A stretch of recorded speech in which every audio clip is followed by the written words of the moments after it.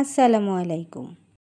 ইকরাস cuisine and lifestyle চ্যানেলটিতে আপনাদের সবাইকে স্বাগতম। আশা করছি যে যেখান থেকে বসে আমার ভিডিওটি দেখছেন সবাই ভালো আছেন। আজ আপনাদের জন্য নিয়ে এসেছি একটি ট্রাভেল ব্লগ।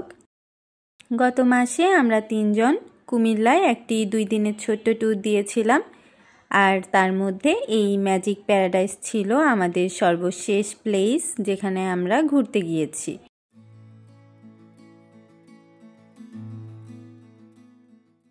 এটি ছিল ম্যাজিক প্যারাডাইসের এন্ট্রি। 2টি অংশ আছে ম্যাজিক প্যারাডাইসে। একটিতে বিভিন্ন ধরনের রাইড আছে পার্কের মতো, এবং অন্যটিতে আছে ডাইনোসর ওয়ার্ল্ড। ওই জায়গাটির নাম ওরা দিয়েছে দ্য লস্ট ওয়ার্ল্ড। আপনাদের সাথে অবশ্যই সেই জায়গাটিও শেয়ার করব। আমার পার্সোনালি দ্য লস্ট ওয়ার্ল্ড বেশি ভালো লেগেছে, একটু ডিফারেন্ট।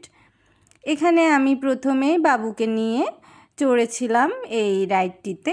এই রাইডের নাম কি আমার জানা নেই, আপনাদের জানা থাকলে অবশ্যই জানাবেন।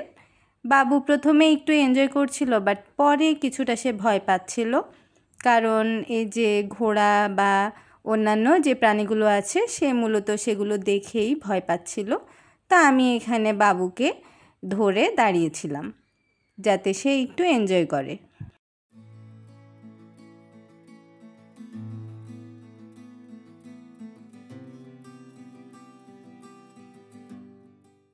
আমরা তেমন একটি রাইডে উঠিনি, মাত্র 2-3টি রাইডে উঠেছি। প্রথমে যখন টিকিট করেছি তখন মনে হয়েছে যে রাইডে উঠব না। পরবর্তীতে যখন রাইডগুলো দেখছিলাম তখন উঠতে ইচ্ছে হচ্ছিল, বাট প্যাকেজে যদি আপনারা রাইড সহ কিনে থাকেন তাহলে কিন্তু কিছুটা সাশ্রয় হবে। আমরা এই ভুলটি করেছি। পরবর্তীতে আমাদের অ্যামাউন্ট বেশি চলে আসবে বিধায় আমরা তেমন একটি রাইডে চড়িনি। আর যেহেতু বাবু আছে, বাবুকে নিয়ে তো আর সব ধরনের রাইডে উঠা যায় না, তো আমরা চেষ্টা করেছিলাম 2-1টি রাইডে উঠার।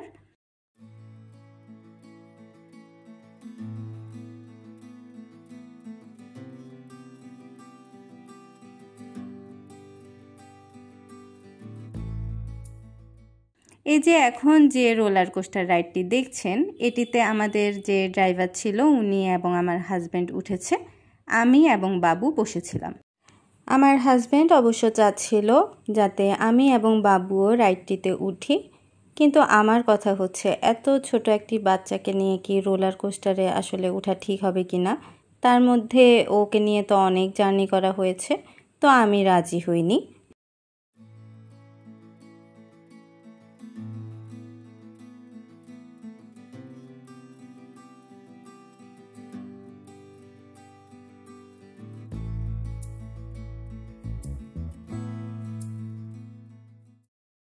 অনেকক্ষণ ঘোরাঘুরি করছিলাম।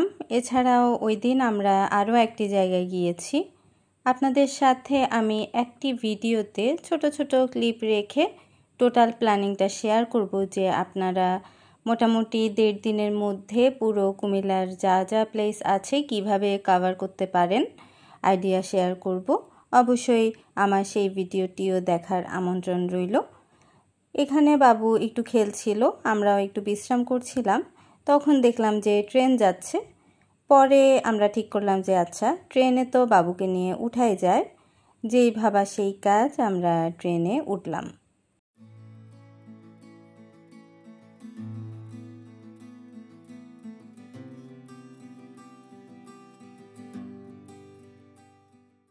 মোট মিলে ট্রেনের জার্নিটি আমার ভালোই লেগেছে। প্রথমে একটু ভুতুড়ে পরিবেশ ছিল, অন্ধকার ছোট্ট একটি জায়গার মধ্য দিয়ে গিয়েছে, হয়তো বা 1 মিনিটের মধ্যেই পার হয়ে গিয়েছে। তারপর মোটামুটি লস্ট ওয়ার্ল্ড ছাড়া যে অংশটি আছে ওই অংশটি চারদিকে একটা রাউন্ড দিয়েছে। আমার ভালোই লেগেছে। এখান থেকে রাইডগুলো দেখা যাচ্ছিল, তারপর ওরা যে গাছ লাগিয়েছে সেগুলো দেখা যাচ্ছিল। দেখুন কি সুন্দর কাঁঠাল ফলে আছে, বিভিন্ন ফল গাছে ফল ছিল। আমরা খুবই এনজয় করেছি, বাবু এনজয় করেছে। ট্রেনের এই জার্নিটুকু আমার কাছে একটু রিল্যাক্স লেগেছে। জাস্ট বসেছিলাম, ঠান্ডা ঠান্ডা আবহাওয়া, ওরকম কোনো ভয় নেই। আপনাদের ছোট বাচ্চা থাকলে আপনারা অবশ্যই চেষ্টা করবেন ট্রেনের এই রাইডটিতে ওঠার জন্য। আমার কাছে তো পরিবেশও খুব সুন্দর লাগছিল। মোটামুটি ট্রেনে বসে ছোট্ট করে একটা ট্যুর হয়ে গেল।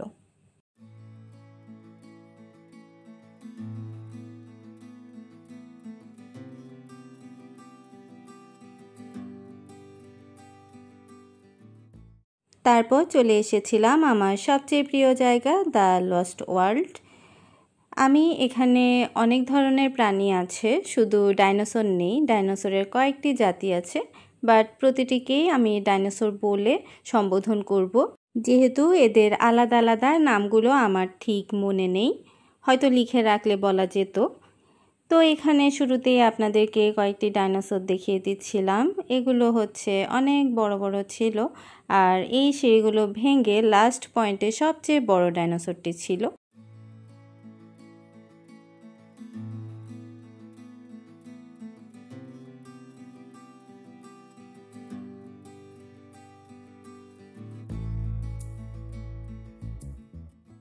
এই ডাইনোসরগুলো দেখে আমি নিজে একটু নার্ভাস হয়ে যাচ্ছিলাম। ডাইনোসরগুলো দেখতে একদম জীবন্ত লাগছিল, এগুলোর মুভমেন্টগুলো খুবই এদেরকে জীবন্ত করে তুলছিল। আর এদিকে বাবুও এনজয় করছিল বললে ভুল হবে, বাবু আসলে ভয় পাচ্ছিল, প্লাস এরা কিন্তু গর্জনও করছিল, তাই বাবু একটু বেশি ভয় পাচ্ছিল, সে একটু পরপর করে ঢোক গিলছিল। আমাদের দেখে খুব মজা লাগছিল ওর সিচুয়েশানটা, যদিও মজা লাগা উচিত না, বাট ও যেমন করছিল তাই একটু মজা লাগছিল। এখন যে ডাইনোসরটি দেখছেন, এই ডাইনোসরটি আমার একমাত্র ভয় লাগেনি, একে দেখতে আমার খুবই কিউট লাগছিল। আমি অনেকক্ষণ দাঁড়িয়ে দাঁড়িয়ে দেখেছিলাম এবং হাসছিলাম। নর্মালি আমরা তো সবাই জানি ডাইনোসর মাংসাশী প্রাণী। আমি যদি ভুল না করে থাকি, মাত্র যে কিউট ডাইনোসরটি দেখিয়েছি, এই ডাইনোসরটি তৃণভোজী, অর্থাৎ এরা মাংস খায় না, শুধুমাত্র সবুজ লতাপাতা খেয়ে থাকে বা ঘাস খেয়ে থাকে।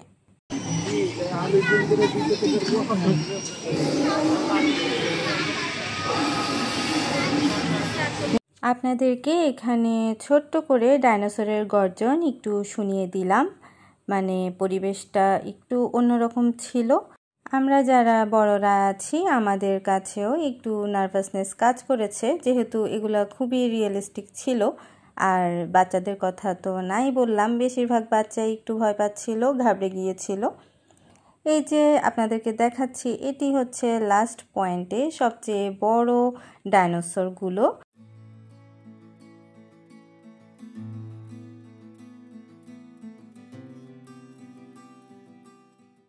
বড় ডাইনোসরগুলো পার হয়ে এই যে পাশে সিঁড়ি দেখছেন রং বেরঙের, এই সিঁড়িটি দিয়ে নামলে এই অংশটুকু আছে। এখানেও কিছু ডাইনোসরের রাইড আছে, বাচ্চারা এনজয় করছিল।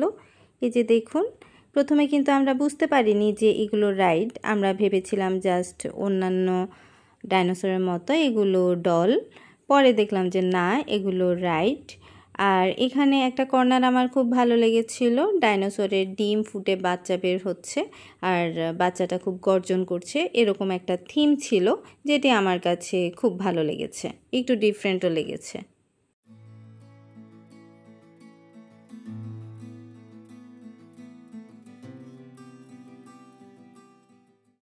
তারপর এই অংশটুকুর পাশেই ছিল কিছু রাইড। বাবু এখানে দেখে খুব অস্থির হয়ে পড়েছিল, কিন্তু বড় বড় বাচ্চাদের সাথে সে তো আর এগুলো খেলতে পারবে না। পরে পাশে যে ছোট ছোট কারগুলো আছে, সেগুলোর মধ্যে একটিতে ওকে উঠিয়েছিলাম।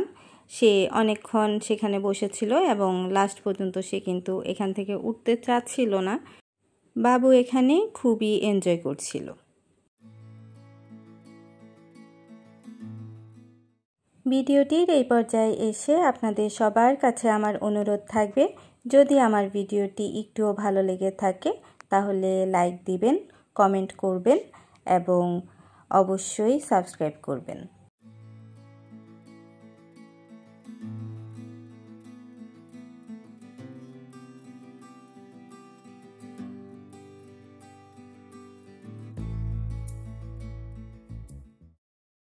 দ্য লস্ট ওয়ার্ল্ড এখানেই শেষ, আমরা রওনা হয়েছি।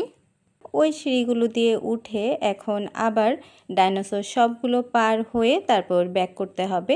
এর পেছন দিয়ে হয়তো বা একটি রাস্তা দেখেছিলাম, আমার ঠিক মনে নেই, কিন্তু ওই দিক দিয়ে দূর হয়ে যাবে বিধায় আমরা এই দিক দিয়ে আবার পার হচ্ছিলাম। বাবু একটু হেঁটেই টায়ার্ড হয়ে গিয়েছে এবং সে একটু ভয় পাচ্ছিল, তাই ওর বাবাকে বলেছিলাম যে কোলে নিয়ে নাও। পরে ওকে কোলে নিয়েই আমরা যাত্রা শুরু করলাম।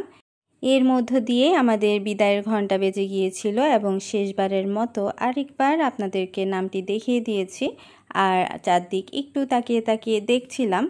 আমাদের এই ছোট্ট ট্রিপের মধ্যে এই জায়গাটি ছিল একদম শেষ স্পট। ম্যাজিক প্যারাডাইসকে বিদায় দিয়ে আমরা একেবারে কুমিল্লাকেও বিদায় দিয়ে দিয়েছিলাম। সন্ধ্যায় আমরা নাস্তা খেয়েছিলাম, নাস্তা খেয়ে তারপর বাড়িতে গিয়েছিলাম। আমরা নাস্তা করেছিলাম চাউমিন, কারণ বাবু চাউমিন ছাড়া অন্য কিছু খেতে পারবে না, তাই।